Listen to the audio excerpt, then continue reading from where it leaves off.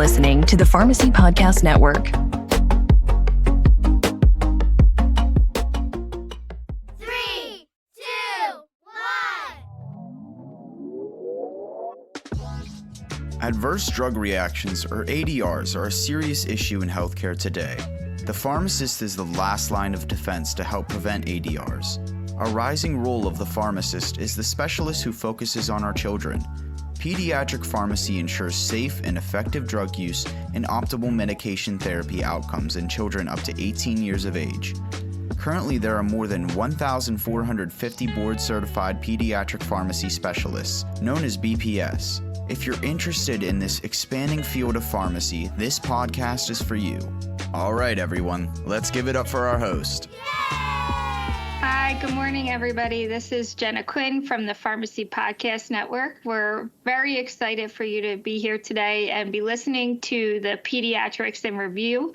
I have my co-host, Justin Cole, who I'm super excited to be here, and our guest, Dr. Anna Esparham. Yeah. Okay, I was like, off the cuff. So we're excited to talk about melatonin today in kids because this is a medication/dietary supplement that we see used largely in children and even more so in behavioral and medically complex children. So I'm super pumped to have her on. I'll let Justin introduce himself, and then we're going to dive into all things melatonin and Dr. Anna. Jenna, yeah, it's great to be with you here on the podcast again. Before we dive in, I'd love to hear what's going on with Perfecting Peds. What are some of the new things that have been happening in the last month since we last recorded a podcast? Yeah, so I'm super excited. We have our first, as you may or may not know, we were very provider and facility facing. Over the next month, we're launching 2 of our first managed care organization contracts across all lines of business, so Medicaid, commercial, and even employer, which is cool. Some employers are actually motivating families to partake in this medication therapy management for their medically complex children. So we're going to be partnered with thousands of families and caregivers, and most importantly, taking care of the patients that we love the most, that have really 5 or more medications that need the attention of a pediatric PharmD, but have never had that resource. And so we're excited to innovate, to push the envelope, and most importantly, to take the best care of these kiddos. Yeah, keep it rolling, Jenna. I'm excited about where this is going. Well, let's go ahead and turn this over to Anna. Anna, we would love to just give you an opportunity to tell us a bit more about your background and also maybe why are you interested in the use of melatonin in kids?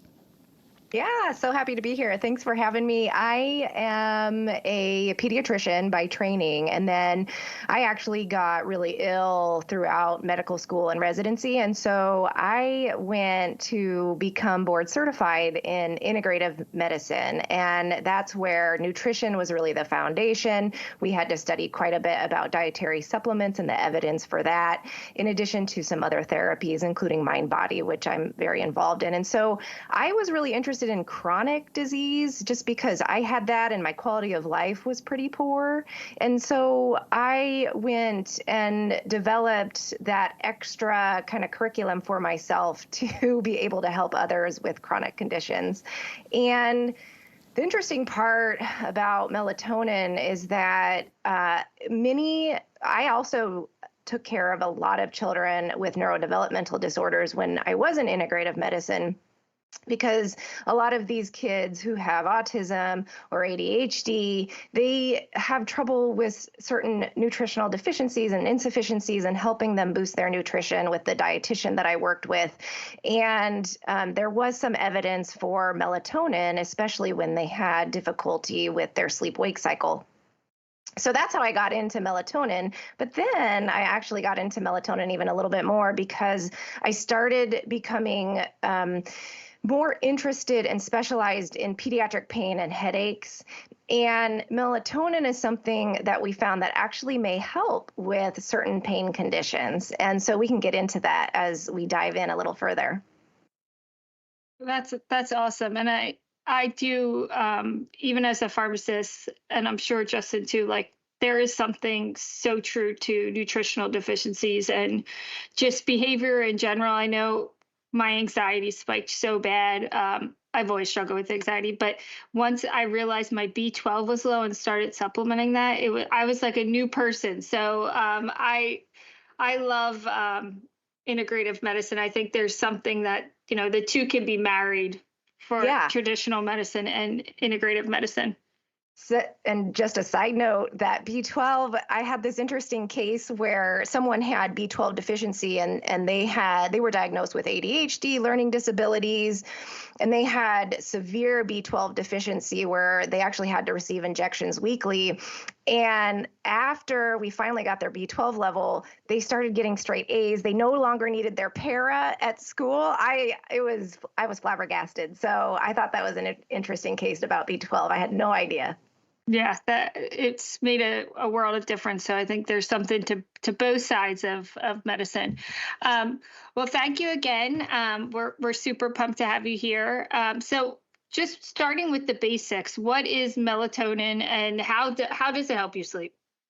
Yeah, so melatonin, everyone thinks it is a supplement.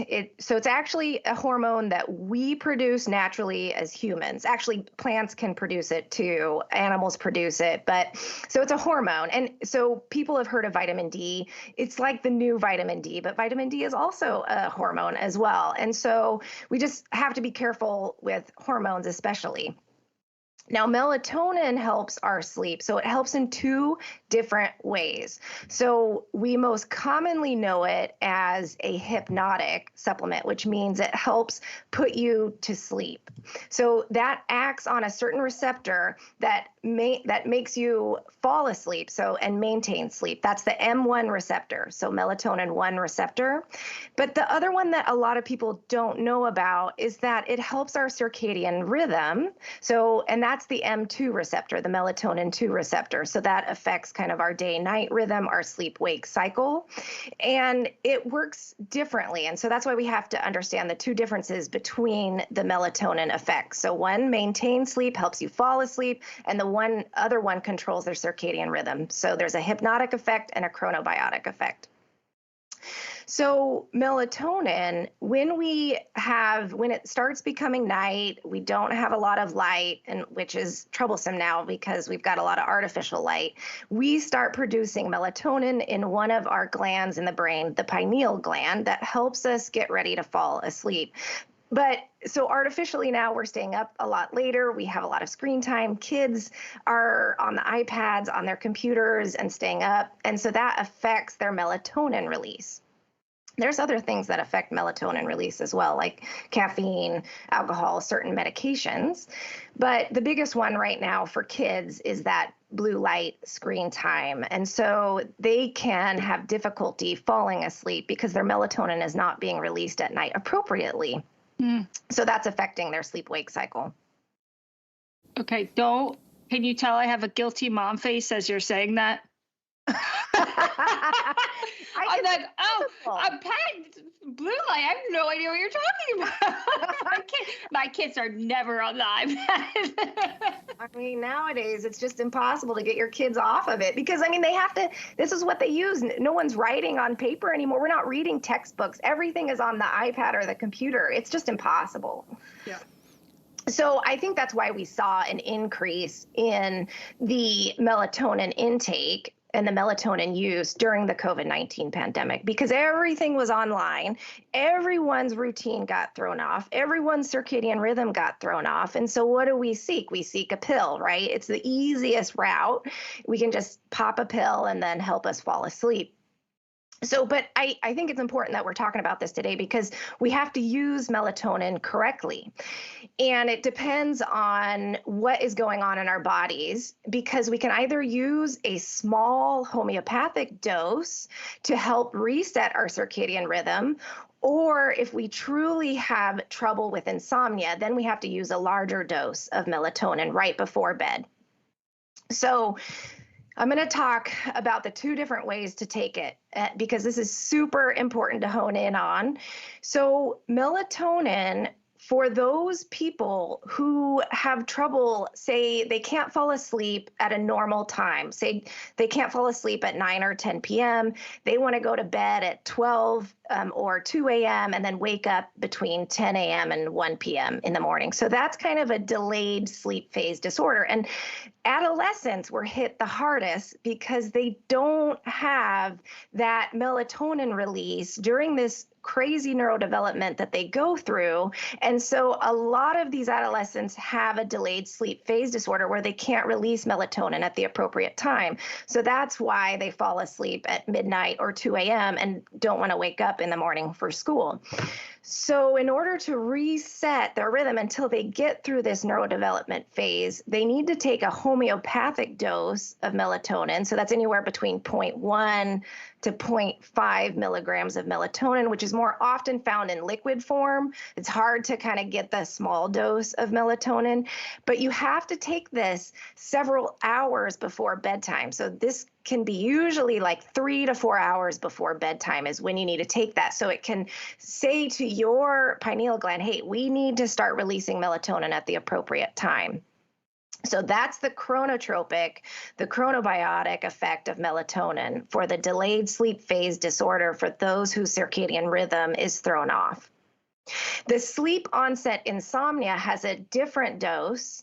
And this is typically, and it depends on what age group. So if you're talking school age up to adolescence, it's anywhere between 3 milligrams. And if you titrate it up slowly, it could be up to 10 milligrams. And this is 30 minutes before bedtime. And so that's for the sleep onset insomnia. And that's the hypnotic phase of the melatonin.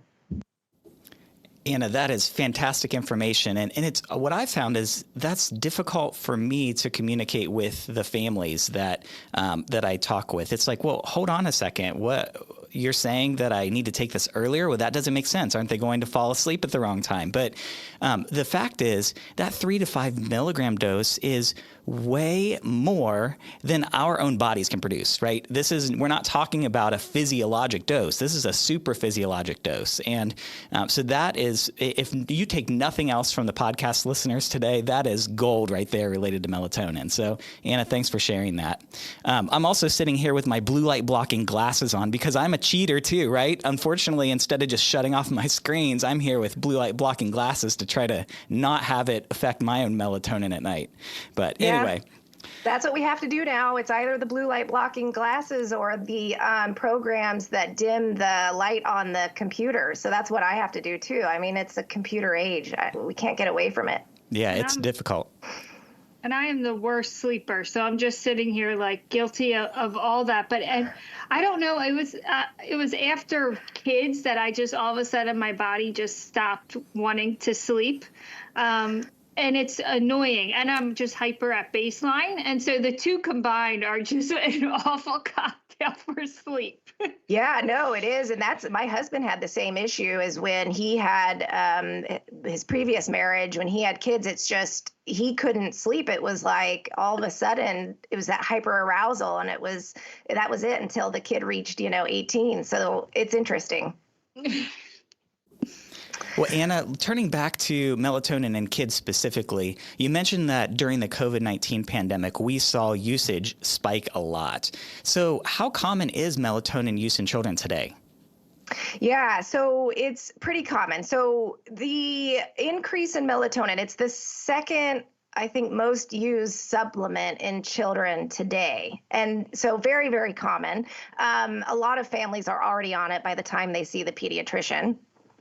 But now there's not a ton of safety concerns that were available previously before this COVID-19 pandemic, but now we're starting to understand there are some safety concerns. There are some theoretical concerns still going on at the point where, because it's a hormone, there is concern that it can affect the hypothalamic pituitary axis. It's not yet proven, but we don't have long-term safety effects, okay? And so we just don't know. And so in some animal models, I think there has been some shifts in the development of puberty. So whether you can have earlier puberty or later puberty, depending upon the melatonin intake, but those animals were getting such like high doses, super therapeutic doses during those studies. And so we just don't know in humans. The other thing is that there is significant drowsiness that can occur with the melatonin intake. And so there has been one case report that I know of out of the 260,000 poisoning reports involving the melatonin from the 2012 to 2021, I believe. One of those cases was a toddler, and there was intentional use. So a parent actually gave this toddler a ton of melatonin gummies in their sippy cup to make the child, fall asleep or be drowsy. There was that, who knows, understanding why this caregiver wanted to make their child fall asleep or be drowsy during the day. But the child was so drowsy, so depressed that they aspirated and died. So there can be cases where you can take too much melatonin and not have enough arousal to overcome that. So we do have to be careful of melatonin, but the other safety risks that we think of are mostly that there is one, worries about increased seizure risk, which has been debunked. It actually has helped with the seizure risk because of the improvements in sleep.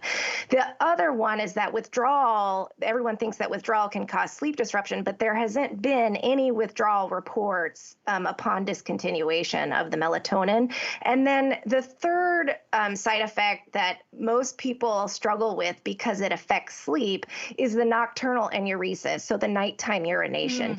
I don't understand the mechanism, maybe you guys do, but for some reason, melatonin can increase your nighttime urination, even for adults.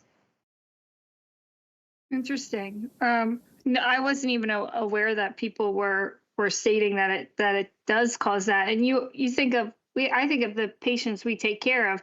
Some of them already have nocturnal enuresis, so I wonder if we're making it worse accidentally. So I think it's important here just to classify, melatonin's over the counter. Why is this important? Because we think of FDA regulated medications versus over the counter. I think that obviously there's a place in therapy for over the counter medications, but I'd love for you to just articulate just the difference in regulations as far as the meds go. Yeah, this is an important topic because there are so many different dietary supplement companies out there. Now, granted, a majority of them are owned by pharmaceutical companies and large corporations. However, these supplements are not regulated, so they don't have to have necessarily quality control, which means that they don't necessarily have to have the amount of melatonin that they say they do, or that there could be contaminants in the melatonin dietary supplement because they might not have a third party come in and take a look at certain batches to make sure they have the quality and purity. So they've done several studies, as you guys know, that they found that there's a varying amount of melatonin in several of these dietary supplements on the shelves. So it could range anywhere between 20% to 400% of the melatonin concentration. So it's a wide range depending upon what company. Now, there are some companies, though, out there that do the third-party testing, or it's the USP verified. So there's a couple different ways to make sure that there's quality and purity. However, you have to do a lot of searching and trying to figure out and calling the companies to make sure that they have a third-party company that tests those batches to make sure it's both quality and pure. One thing about melatonin is that the stability, because it's a hormone, we don't really know about it. So that could also mean that the concentrations are varying depending upon how long the shelf life is. The other thing is that how they make melatonin it's synthetic. So they're synthesizing melatonin, because if you take it from an animal, it can have a lot of viral contamination, which is its own risk. But the other risk is that there are some metabolites that kind of contaminate the batch when you're making the melatonin, like serotonin, for example, there's some small amounts of serotonin, which is a common metabolite when you're making and synthesizing the melatonin. The other thing is that there's a lot of other products in melatonin supplements that, even though it says it on the label, it might just have melatonin on the front, and no one's looking at the ingredients in the back. And so you're looking at, CBD and passion flower and a lot of other herbals that are mixed together. And so you just have to have someone who can help guide the family in how to take this, make sure there's no drug interactions, and make sure the child tolerates it, because there could be cross-reactivity, there could be drug interactions, there could be allergy responses, and based on the patient's history, we have to understand if this child can actually handle this dietary supplement. And I was reading one of those recent reports looking at the actual composition of these melatonin products. One of them, even though it wasn't on the label, had 0 melatonin and like a bunch of CBD. Literally, it contained none of what the label said. And so I think everyone needs to know this. These aren't even OTCs. They're supplements, which, like you've said, don't have any regulation. So we've got to be super careful to make sure we're using a product that really has what's on the label. Yeah, it's a problem across a lot of dietary supplements. And so, as integrative practitioners, really, we have to be the ones who go and research those companies. But the problem is that a lot of these smaller companies that are being bought by other companies then change their manufacturing process. So it is really hard to keep up with it. Yeah, it is. So related to that, I wanted to ask about something that I've seen a trend in, and that is calls to poison control centers for melatonin. And we've seen emergency department visits go up as well in children. So with both these calls and visits, because of melatonin use increasing, maybe talk a little bit more about those trends and a little bit more about the potential risks of using these melatonin supplements. Related to these overdoses, I'm curious, do you think we're actually seeing toxicity from the melatonin itself, or is it sometimes another component in the product that we just aren't aware of?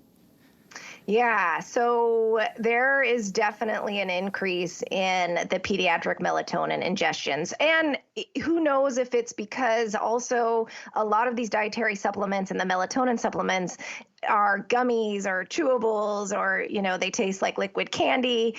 And so it is interesting how these need to be locked up in a cabinet so that the children don't access it because they think they're candy.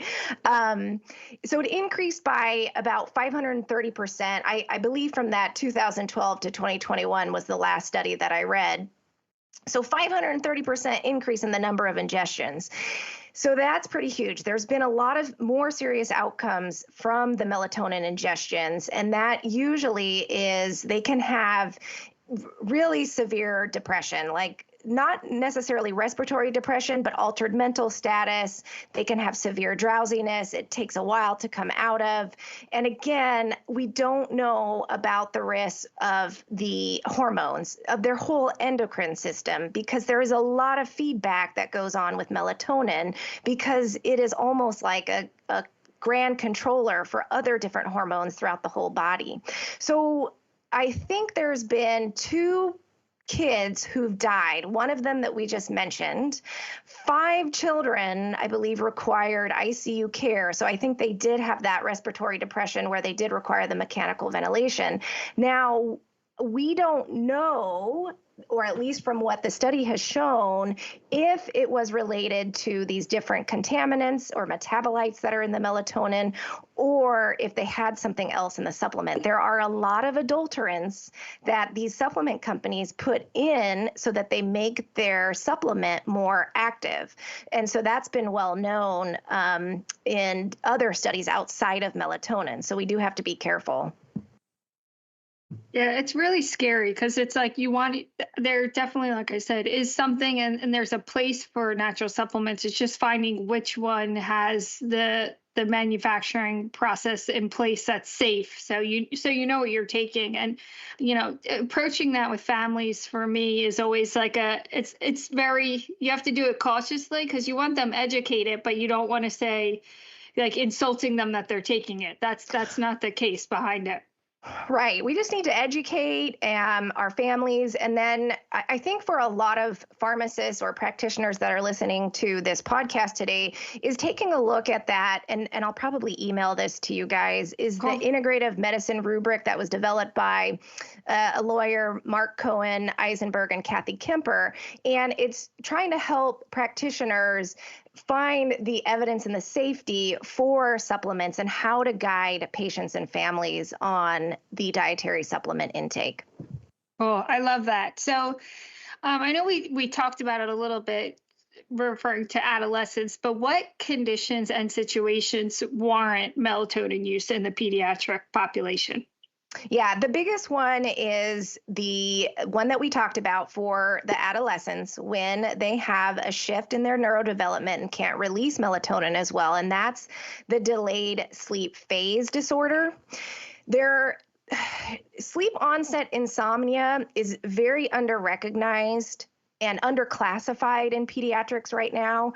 And so it's actually being utilized for sleep onset insomnia, but it doesn't have a great evidence base. The other one has a lot more of the evidence base, which is definitely for the children with neurodevelopmental disorders, where they also have a disruption in the melatonin rhythm. So that's where we have to understand we have to titrate and personalize the melatonin to each individual, and we really have to go slow with it. So even though I said for sleep onset insomnia, you can give melatonin 3 milligrams to 10 milligrams. You have to start off with the lowest dose because of the significant side effects like the altered mental status, the significant drowsiness, that depression that can occur with higher doses of melatonin. People can get, it's called the tachyphylaxis, so they can get used to the melatonin dose. And so then they have to kind of titrate, but very, very slowly upward so that they don't develop those significant side effects. Now I'm going to get in outside of sleep disorders because I'm a pain doctor. But so melatonin, now everyone thinks that melatonin can be used for all sleep disorders, and so that is wrong. The reason why is because melatonin has so many different mechanisms of action, which is great. So it's anti-inflammatory because it looks like indomethacin. So you guys know indomethacin. It is an anti-inflammatory. It stabilizes cell membranes.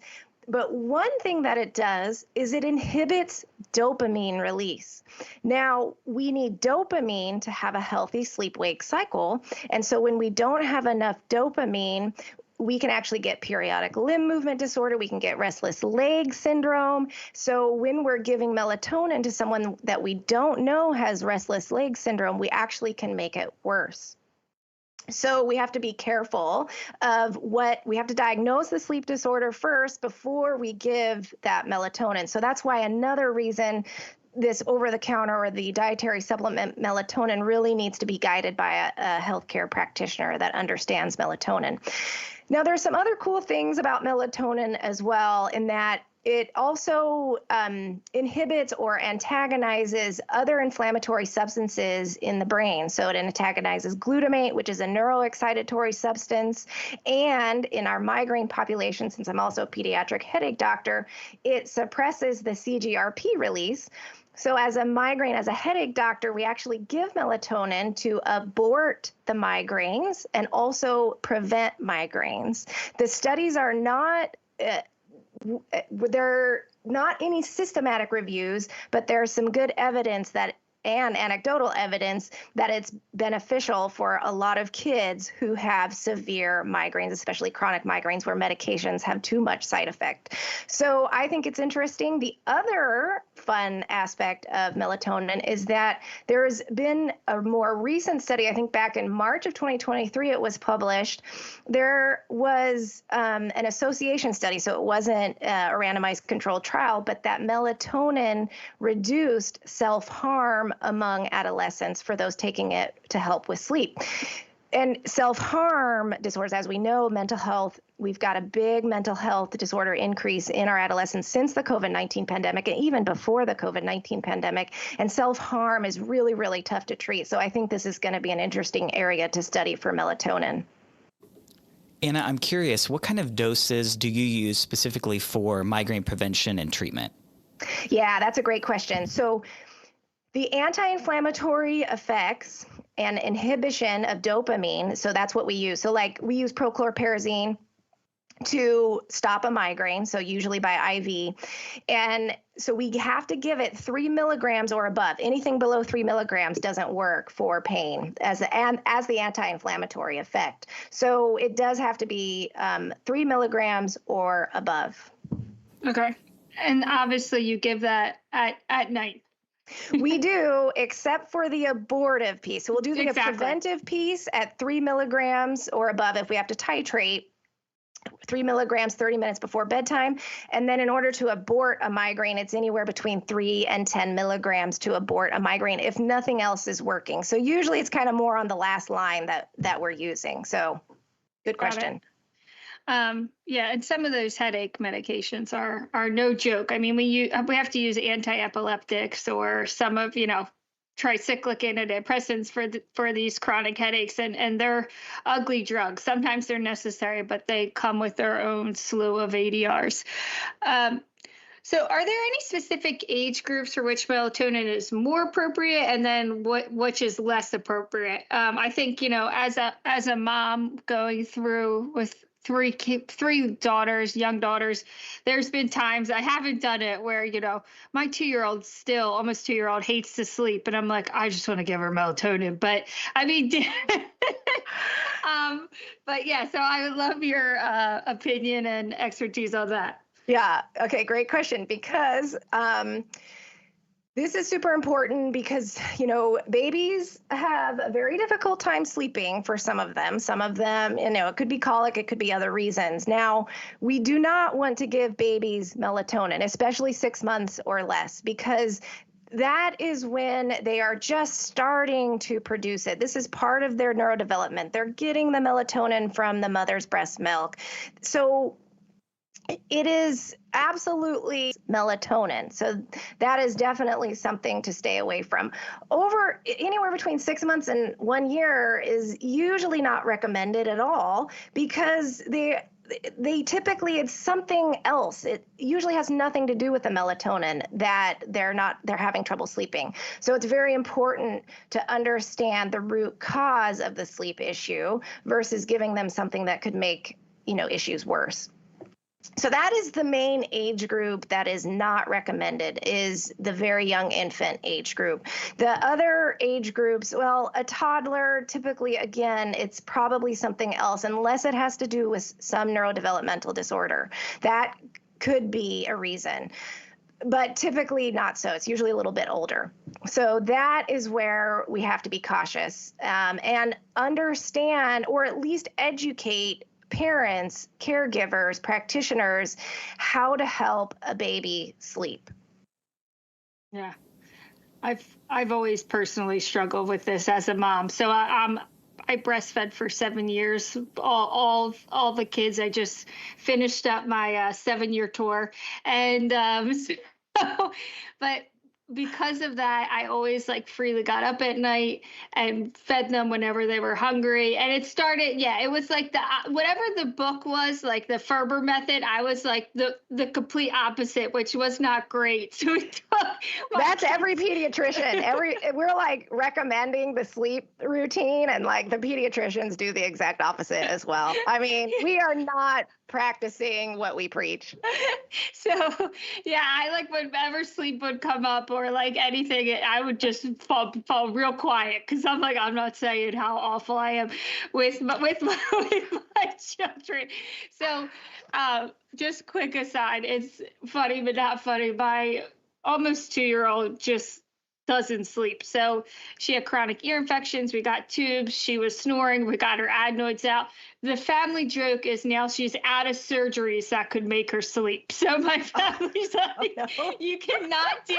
Then she fell off. Like she started falling off the growth curve a little bit. So in all seriousness, obviously we did the workup. I have celiac, so we tested for celiac, thyroid, the whole thing.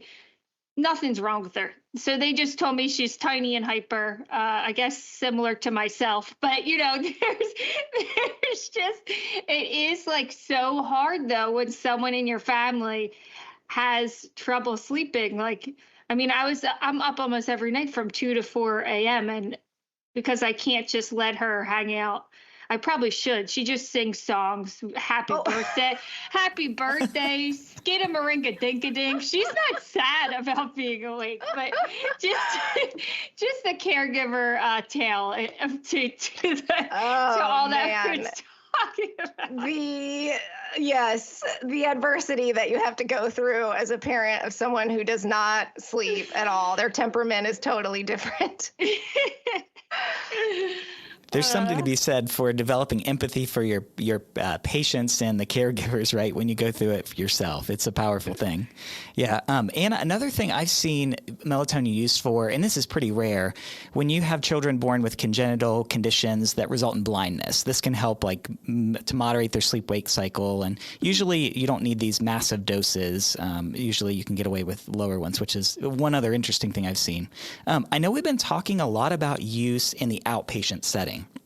One of the things that I saw recently is that there are actually increasing reports of using melatonin in hospitalized children. So I'm curious if you could give us a little insight into what's driving these prescribing practices. Are we talking about an attempt to help with ICU-related issues? Is it something else? Or is it just continuing a medication that was prescribed or not prescribed but used by the family's outpatient? Do you have any insights there on this inpatient use? Yeah, so the inpatient is hard because, there are fluorescent lights, there's beeping, there's lots of activity, it's disrupting the sleep, and they need to sleep in order to heal. So that's when our main healing mechanisms, our immune system is activated is during, our deep sleep. And so I think this is probably the biggest indication is trying to help regulate their sleep during an inpatient stay or during an ICU stay, because they're just, it's too much going on to actually have a healthy sleep-wake cycle. So that is the biggest reason that melatonin is being prescribed. And we prescribed melatonin quite a bit for kids back when I worked on inpatient. But again, I don't know, and I haven't seen this in the studies, whether or not that could be beneficial for the disruption in sleep. Does it actually help? Or could there be other ways that we can maybe change certain behaviors in the ICU, change ways that we take care of the children throughout the night in order to have them have a good, healthy sleep? So that I think needs to be studied a little bit more. Yeah, and I know, as a pharmacist, it's like the lesser of evils because a lot of them have been on sedation and analgesics, those long drips for, 5 to 7 days, and you don't want to do anything that's going to make it worse. And before you could even intervene, sometimes you come in, they'd be on a benzo at night to sleep, or we're starting an antipsychotic, obviously, which has its place in ICU delirium, or diphenhydramine. But you don't want, for me, I'd rather try something like melatonin before going to and grabbing those types of medications. So I would love for us to do a study as it's use in ICU delirium would be a really cool study because I think there's something there. Yeah, I agree. Yeah, the lesser evil, that is an important concept. Jenna, that's a great segue into one of the other questions we wanted to ask Anna, and that is, what future research do you feel like we need to pursue to clarify the role of melatonin in children? What would be the studies you would design if you had unlimited resources? Yeah, I would do the long-term safety effects of melatonin. I really am interested in how it can affect a child's hormones, endocrine system, because it's such a black box. And looking at the mechanisms of melatonin, it makes sense that it could affect our hormones, the child's hormones, especially with the development that's going on. So I would be very interested in the long-term safety effects and looking at all the different kinds of hormones and seeing what melatonin does to what. And so I think that would be very interesting to me. The other thing about melatonin that I would like to be more studied is, again, looking at randomized controlled trials of the melatonin supplementation for certain conditions and what dose is recommended. Yeah, I think that would be awesome. I think in a lot of ways, long-term literature for a lot of meds are lacking. So how for many families, obviously, as we kind of articulated, think this is safe and natural approach to help their kids sleep. But as a healthcare provider, how should we educate these families regarding those types of claims? Yeah, so natural is often claimed in many supplements and many different therapies and even foods. And so natural, so just to explain, one case, and this is an N of one with me, is that I was eating all natural and trying to go all whole foods and all organic. But to save time as a pediatrician, working, so many hours, I was eating, what was it, canned soup or box soup or something, and it had natural flavors at the very end of it. So natural flavors. And so I was saying, okay, well, natural, right? So it must be natural.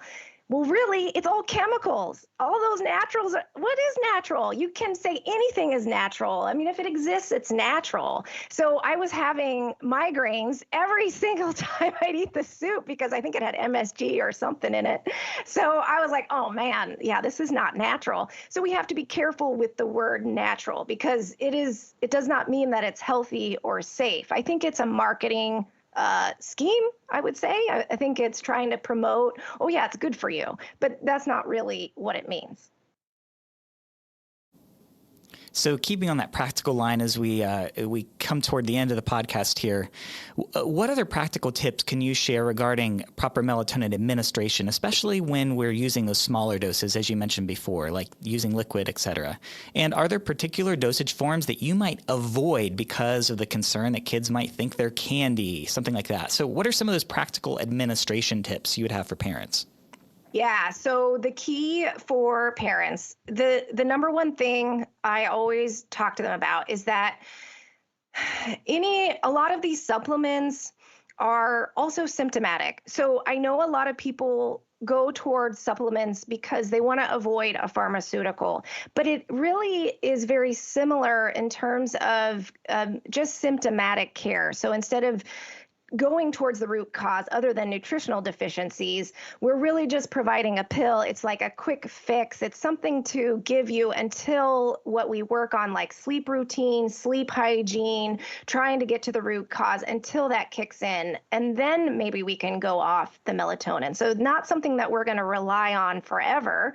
We need to just do that to help bridge the gap until this child or person starts feeling better while we're working on the root cause. And so that's kind of where the hard work comes in. Now, the liquid, I do like the liquid supplements only because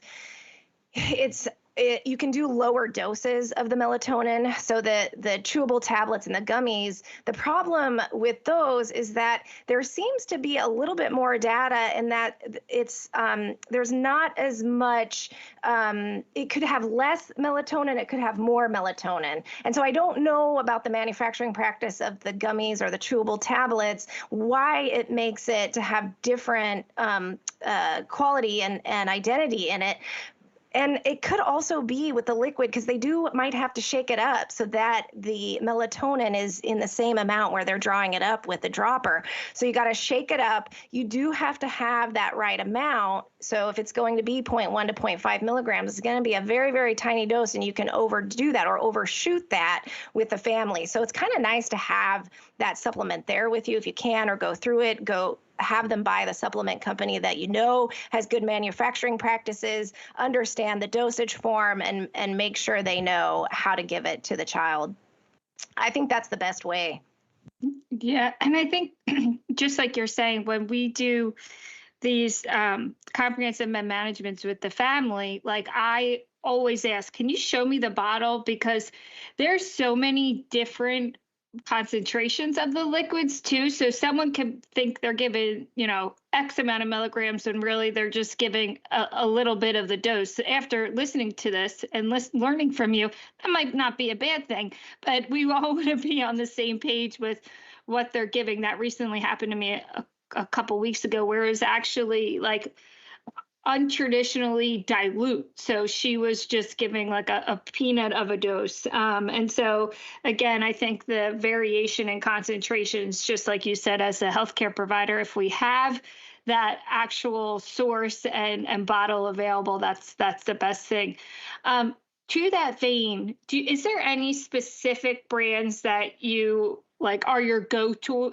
I know for some, like for example, I know Nature Made is one that I've recommended for my patients. Is there any brand that's like your go-to for melatonin? Yeah, so Nature Made is probably the best one right now, just because of the USP verification. But now, not necessarily for liquid melatonin, but for capsules melatonin for adults or for adolescents, the two companies that I know that still have good manufacturing practices that haven't been bought yet are Designs for Health and then Zymogen, Xymogen. So those are the two companies that have not been bought yet. Everyone else has been bought. So I have to redo all understanding of the manufacturing practices for all the other supplement companies. It used to be pure encapsulations, but they were just bought. So I have to go back and check and see how they're doing it now. And Anna, one thing I'd like to stress that you just mentioned briefly is the fact that we tend to live in a culture that wants the quick fix, right? When someone's struggling with sleep, in particular our children, we want to just give them something immediately that will work. But the reality is we need to do the hard work of looking for the underlying causes, working on sleep hygiene, trying to make sure that we are doing everything else to get to the root and help them to have good practices. Number two, we need to look and see if are there other medications that may be contributing to this insomnia. And then only after that, number three, should we think about using medication therapy, whether that is a supplement like melatonin or any one of the other agents that's sometimes used in kids, which is a whole other podcast episode, right? But we need to be looking at this in kind of a stepwise approach and making sure that we are looking holistically at the health of the child and not just trying to symptomatically make them sleep better. Now, we know sleep is going to help improve their growth and their neurodevelopment and all these other things, but we need to be doing the hard work, as you've encouraged us to do, related to helping out these kids when they have sleep onset insomnia and other conditions. So thanks for those reminders. That's great.